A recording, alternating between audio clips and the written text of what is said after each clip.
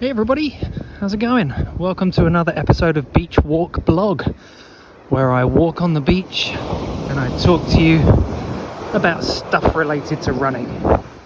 So today I wanted to talk about stretching and why the sling method, why I am pretty much completely against stretching.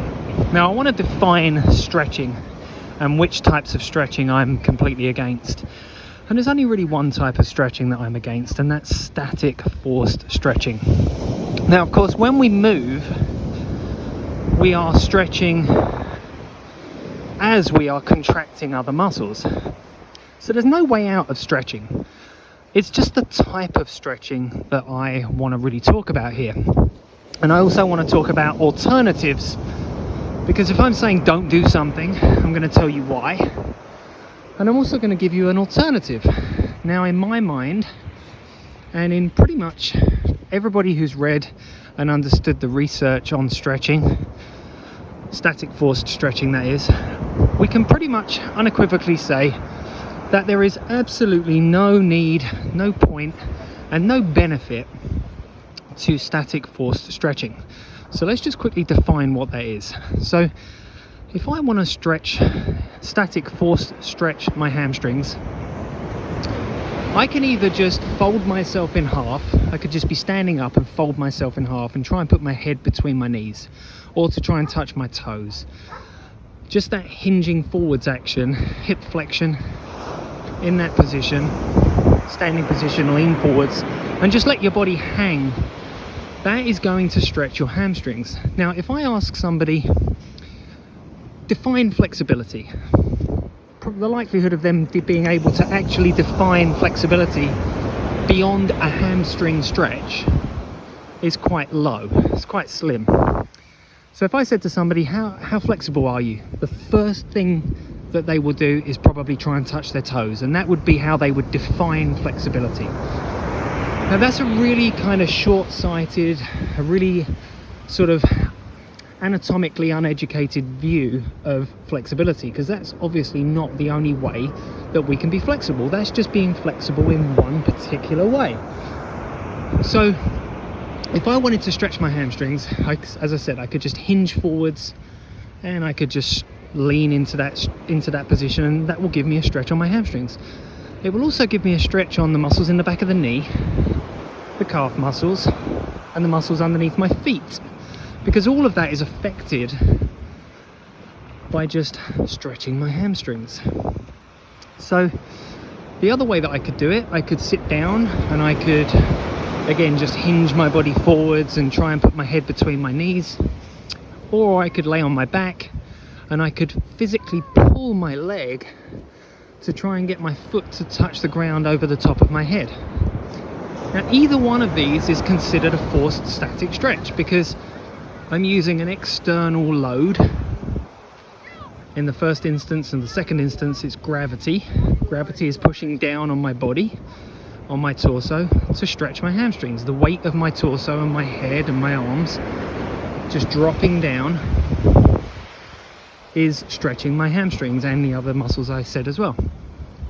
Now, if I pull on my leg to stretch my hamstrings, I'm also using an external force, i.e. my arms, my biceps, to stretch my hamstrings. That's an external force. That's a force that wouldn't normally be involved in flexing my hip. Okay? So anything that involves an external force to stretch a muscle or muscles would be considered forced stretching. Now, anything that's not forced stretching, i.e.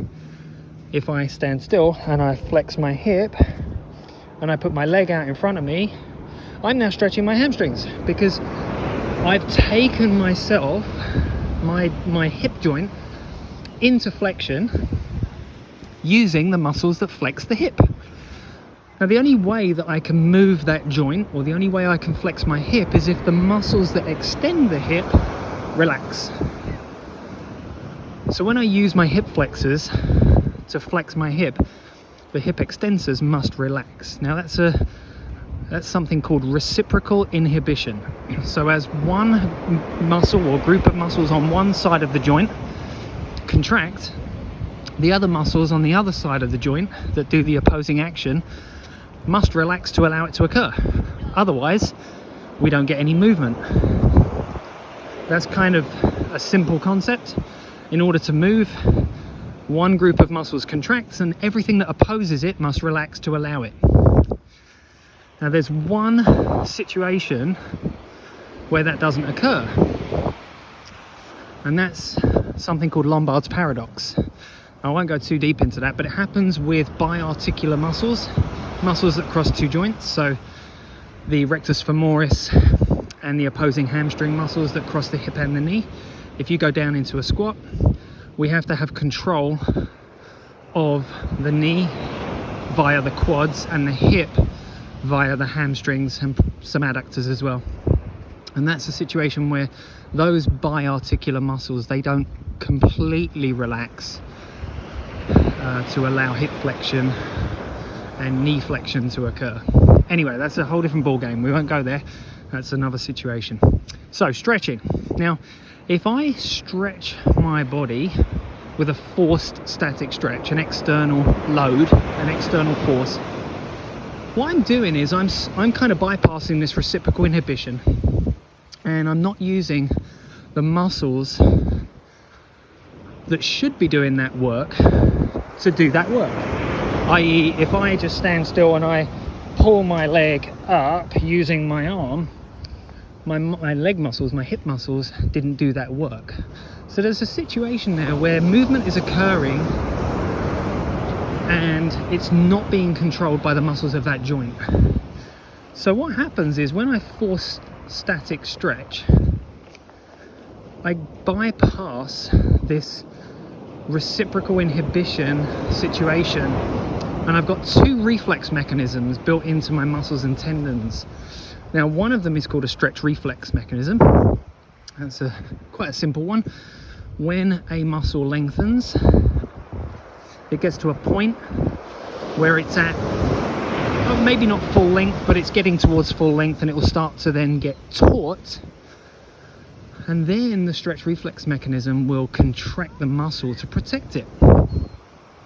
Now, when that muscle contracts, it's going to contract with quite a lot of force because it's protecting it. And when it contracts with a lot of force, in that muscle's tendon, there's another reflex mechanism, and that's called the reverse myotatic reflex mechanism. And that mechanism is there to protect the tendon. It's not there to protect the muscle, it's there to protect the tendon. Now, we're bypassing all of these reflex actions when we do a forced static stretch. Now, the other situation, that's not good. If we're bypassing these reflex mechanisms, that's obviously not good. What we're also doing with static stretching, we're forcing a joint into a position that's beyond this reflex mechanism, and then we're actually stretching fascia.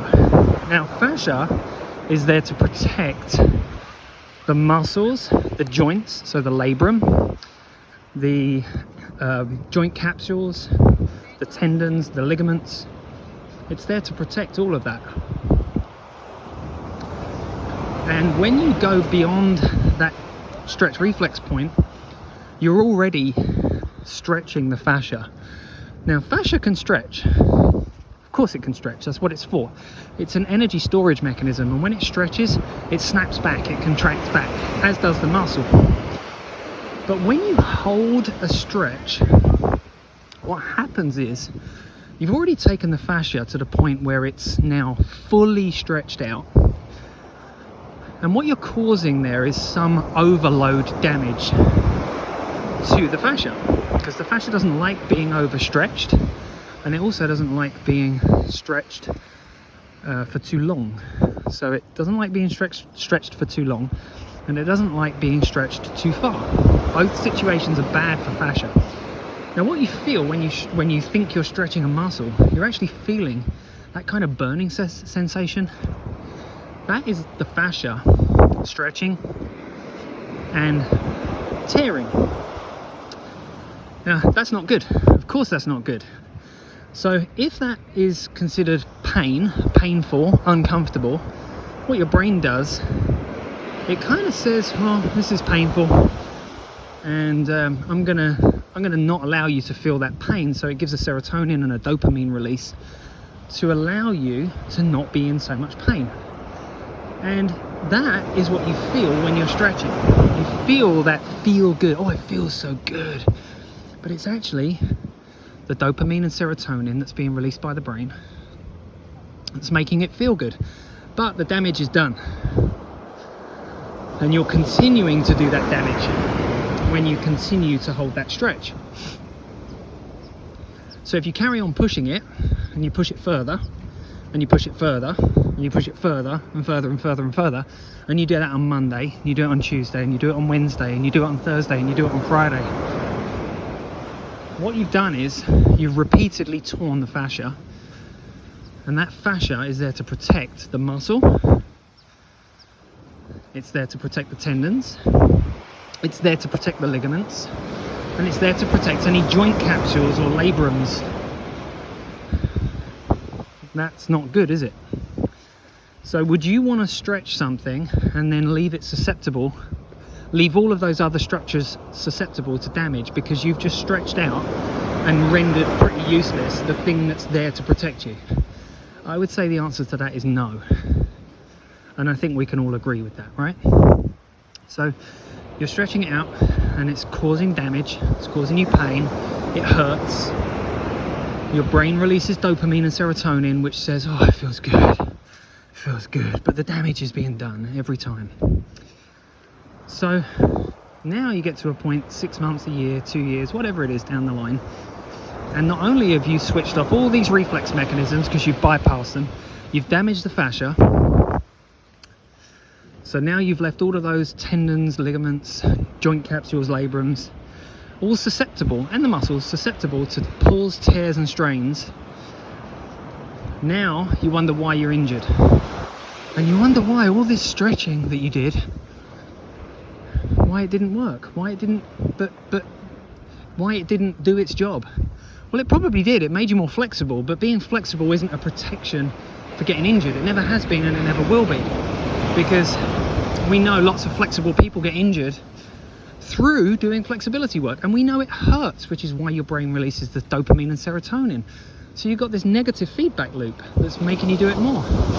You're also led to believe that stretching is actually fixing the problem when it isn't. So it's kind of this bad feedback loop. It's this negative feedback loop the whole time. That's not good, is it? So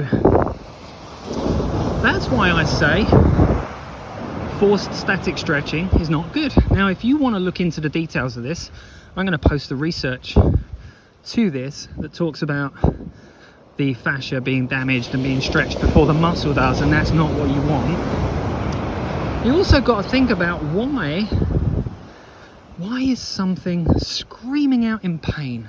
So when I hear people say, oh, it's tight, so I had to stretch it. It's tight, I know it's tight because it told me it's tight. My answer to that is, well, one, it never told you it was tight. You made an assumption, or your physical therapist or your friend or your coach made an assumption that that sensation, because that's what you were feeling, was sensation. You were only feeling a sensation. It was a feeling. And you put a label onto that feeling which said tight. And of course, in your brain, in your mind, you're now thinking, oh, well, if it's tight, I'll just stretch it. But why was it tight? And was it tight? Those are the two questions that you got to ask. A, was it tight? Well, I've just told you, well, it's probably not tight because it was just a sensation. And I'm going to give you an analogy in a second. It's a tug of war analogy. But the first question is, was it tight? Now, I'm going to say no. It wasn't tight. It was actually taut. T-A-U-T, taut. Now, if something is taut, that means it's already stretched out and lengthened. Now, if something's already stretched out and lengthened, that means that it doesn't need stretching. That means it's already stretched out and lengthened, right? Now, that sensation that you felt, I'm telling you that that's the sensation of I'm already stretched out and lengthened. Now, if we know that muscles work together, on one side of the joint and on the other side of the joint. They work in pairs together. So as one side contracts, the other side relaxes. So as one side shortens, the other side lengthens. Now, if this side is already shortened, that must mean that this side is already lengthened. Okay? Now, if that's the situation we've got, let's say that this side that's already lengthened is saying to you, hey, I'm struggling, I'm taut, I'm already stretched out. And then you go in and stretch it more. You're stretching something that's already stretched. That's really bad. And we know how bad stretching is and how damaging stretching is, right? It also gets you to a point of a stretch reflex. Now, the stretch reflex is a contraction, i.e. a cramp. It's a cramping.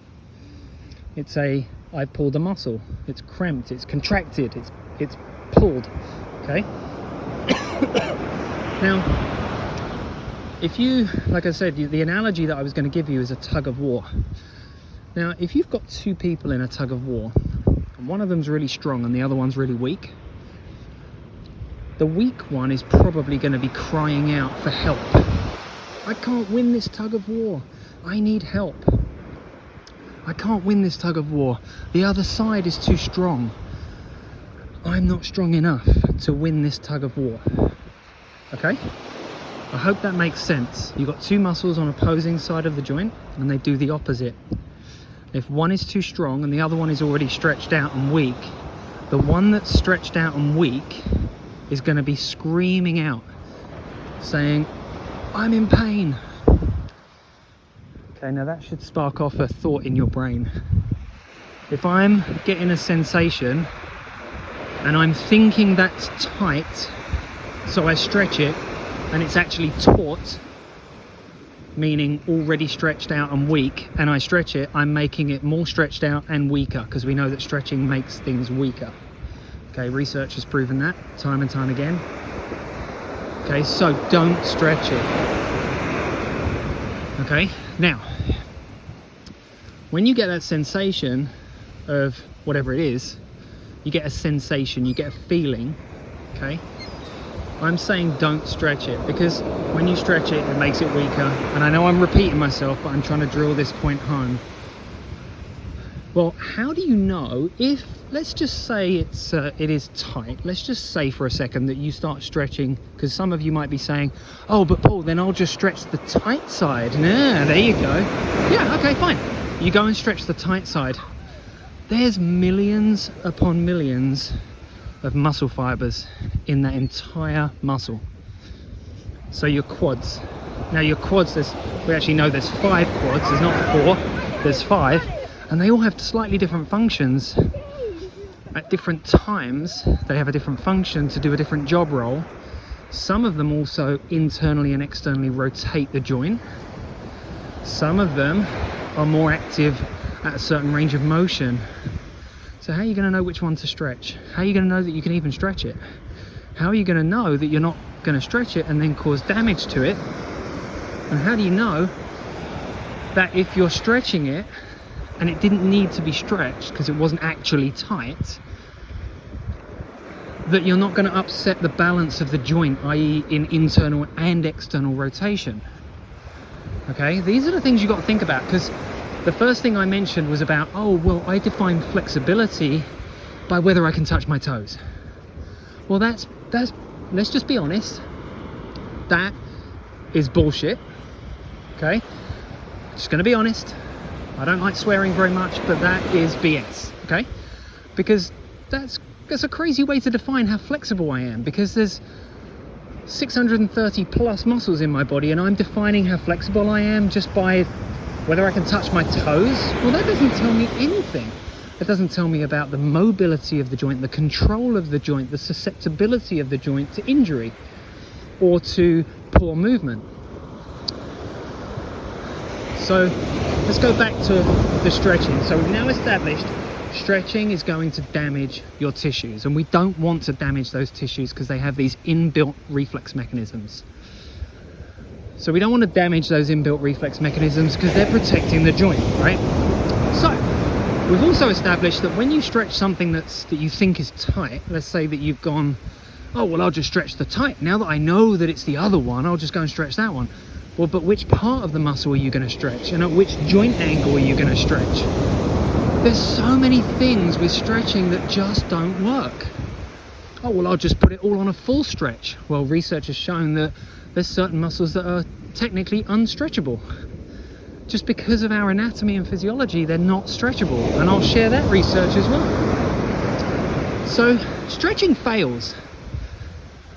Stretching fails in every single way. Okay?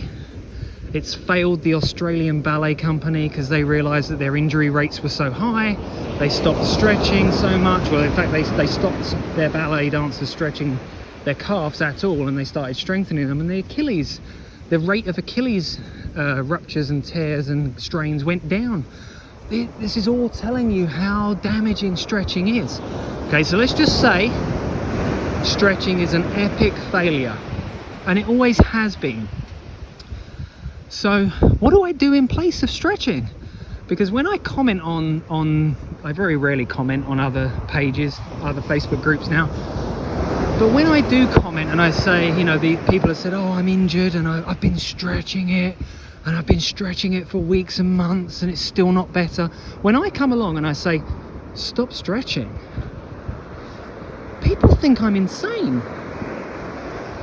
They think I'm insane, and they go, whoa, hold on, what do you mean stop stretching? And I say, well, you've been stretching it every day for 6 months. At what point are you going to say, oh, this isn't doing anything, or this is not working, or this is actually damaging me?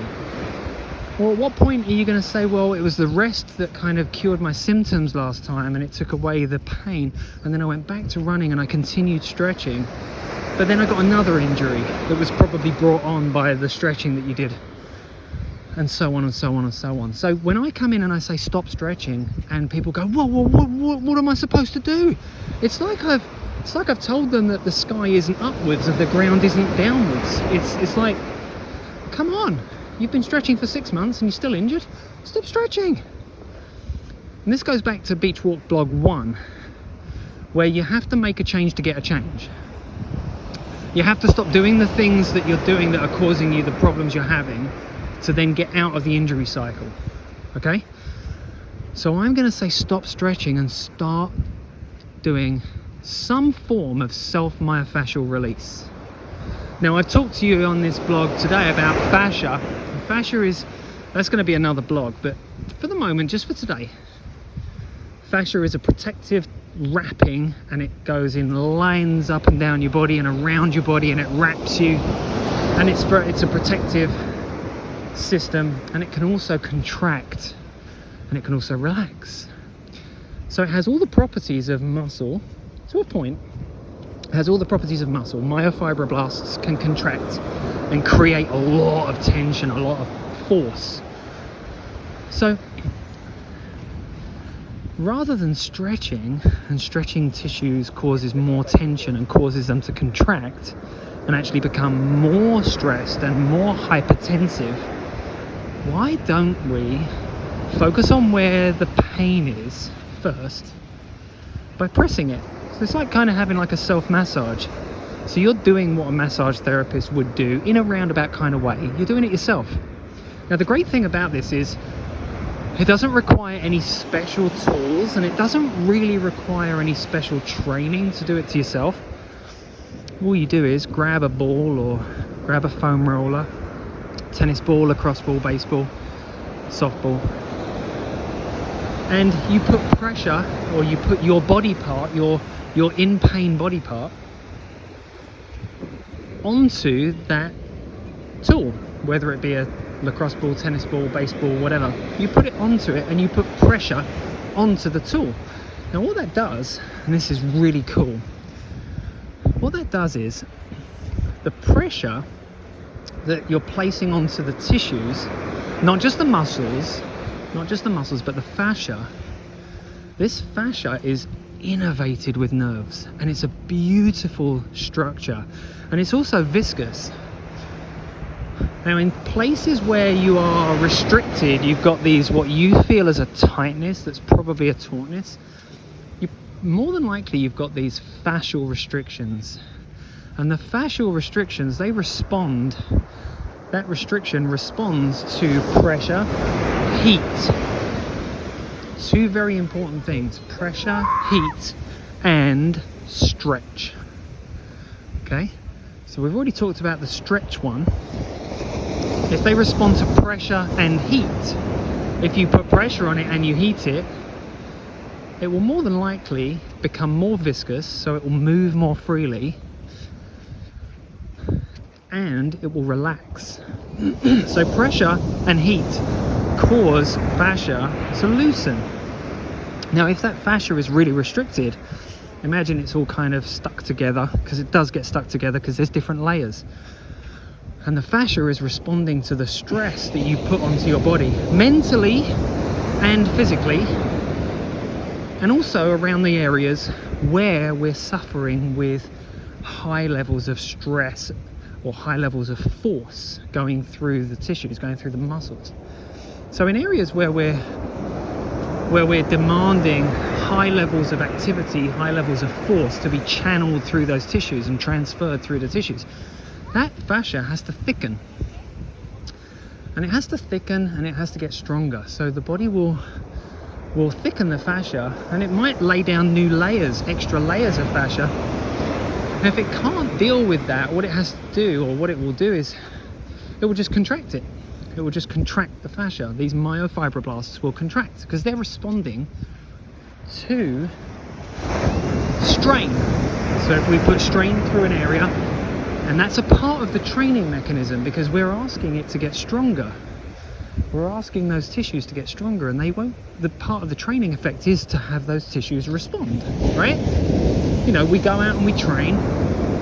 Part of the response mechanism to training, we're exposing ourselves to a demand that we want to then adapt to, and that adaptation is to either get stronger muscles, stronger fascia, stronger tendons, right? Because that's what we're asking. We want stronger muscles, stronger fascia, stronger tendons. But then if you go in there and stretch it, you're doing exactly the opposite.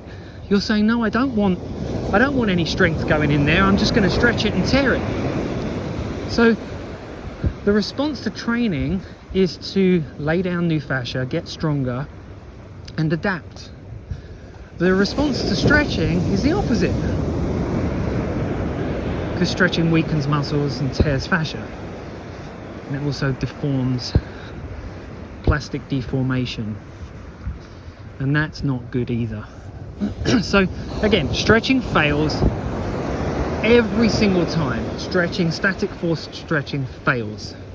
It absolutely fails. So myofascial release, we go in there with a tool and we put pressure on it and we breathe deep. So we allow our body to relax. And why do we do that? Well, here's why.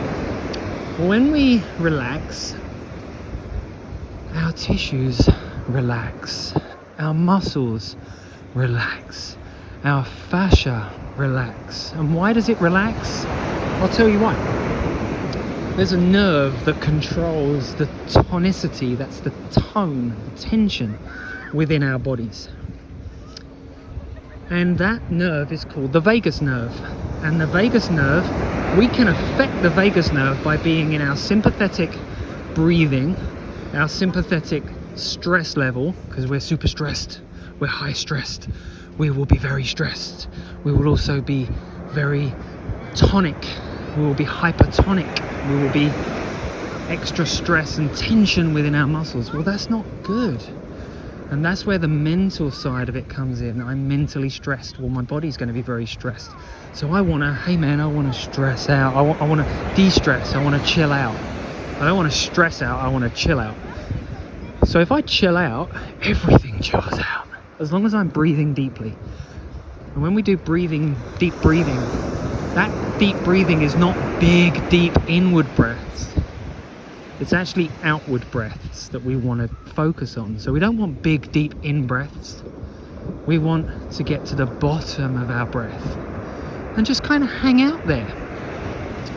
So how does this fit in with myofascial release? I'll tell you how. Because that's what this blog is all about. Telling you what the problem is and telling you how to resolve it. Well, myofascial release is you're relaxing the local tissues, those stressed out local tissues, the fascia, the muscles as well. You're relaxing them with pressure, which generates heat, maybe a little bit of friction, a bit of movement, generates some heat, creates more viscosity in the tissues. When you release the pressure, it's almost like a sponge being released in water, and that sponge pours a load of water in and rehydrates the tissues. That's really good. Now, just before that happens, before you let off the pressure, you've been doing your breathing work, which is the outward breathing. That outward breathing also relaxes the vagus nerve. It brings you into your sympathetic nervous system. Sorry, your parasympathetic nervous system. Gets you out of your sympathetic into your parasympathetic nervous system. And that's your nice, relaxed, chilled out nervous system. That's where you want to be. And when you're in that nervous system, your body will relax. But that's the total opposite of stretching, because when you're stretching, you're causing muscles to be taut, you're causing fascia to be taut, you're causing tendons to be taut, and you're putting everything past its stretch reflex point, or even at its stretch reflex point, so it's causing tension. With myofascial release, we do the exact opposite of that. And that is why it works so well. That's why it works so well. And that's why it beats stretching every single time, because we're not causing more tension, we're taking tension away. Now, it's not an instant fix. It never is, and it never will be, because there's a load of tension in there, and it takes a little bit of time, it takes a little bit of patience, a little bit of persistence. But what it doesn't take is aggressively hacking away at your body, at your muscles, and at your fascial tissues. You don't hack away at it, because it's not the harder I go, the better. It's actually the other way around. It's the more I relax into the pressure, the better. And you're not trying to elicit pain, you're trying to get to the point where you have to relax so that you're not having pain. It's kind of like that nice, oh, this is okay, I'm getting that serotonin, dopamine release again, to switch off to the discomfort. Now, I like to use the word discomfort rather than pain. So if you're getting a little bit of discomfort, that's okay. Because what you'll find when you start doing myofascial release work, self-myofascial release, is that you'll feel that some of your tissues don't hurt at all. Some areas of your body, you just roll over it with something super hard and you'll be like, yeah, that doesn't hurt. And then all of a sudden, oh my God, that hurts so much. And when you breathe out and you relax more, that feeling of pain it subsides, and it goes to a kind of like a mild discomfort. And that's where we want to be. That's the good place. Not pushing through pain and not getting into a stretched out position and pushing it further. Okay? So that myofascial release is what I would absolutely recommend to every single runner, in fact every single human being on this planet, because it works with your nervous system rather than against it, and it helps every part of your body, the localized tissues, and you go to affect the fascia, and that starts to affect other things. Okay? And just one last thing on stretching. The chances of you stretching your body in a balanced way is absolutely zero. You've got 630 plus muscles. How are you going to stretch them? You can't. And you don't even know what range of motion you should have at each joint, and you don't know what range of motion you do have at each joint, because you can't be looking from an external view at yourself when you are stretching. So don't do it. It fails at every single point along whatever continuum you're thinking about. It just fails. Now, where I'm coming from here, as an ex-gymnast and dancer, someone who's done a ridiculous amount of stretching over my life, and when I was injured, when I was really badly injured, my physios and the chiropractors that I went to see all said, oh, you need to be more flexible because flexibility protects you from injury. No, it doesn't. It never has, and it never will. There's a certain amount of flexibility and a certain amount of mobility, and remember, mobility is not flexibility. We'll talk about that another time as well. There's another blog. Flexibility does not protect you from injury. Balanced movement at joints is what protects you from injury. Now, there's obviously certain injuries that we can't mitigate. All right, so if I jumped and I landed on this curb or this step awkwardly, there's an injury that I can't prevent regardless of how strong I am. Okay, but in general, injuries that are caused by poor movement and poor mobility at joints, we can prevent a lot of those. Not all of them, because there's always going to be some that we can't prevent, but we can prevent some of them, and probably more than you think that we can. Okay, so myofascial release for the win. All right, MFR, self myofascial release for the win every time. All right, gets into the local tissues to release those restrictions there. It allows you to relax your whole system, get from the sympathetic to the parasympathetic nervous system, and there we go. And it's free. You can do it yourself anytime, anywhere. I haven't seen a massage therapist, and bear in mind, I am a sports massage therapist. I'm a sports therapist.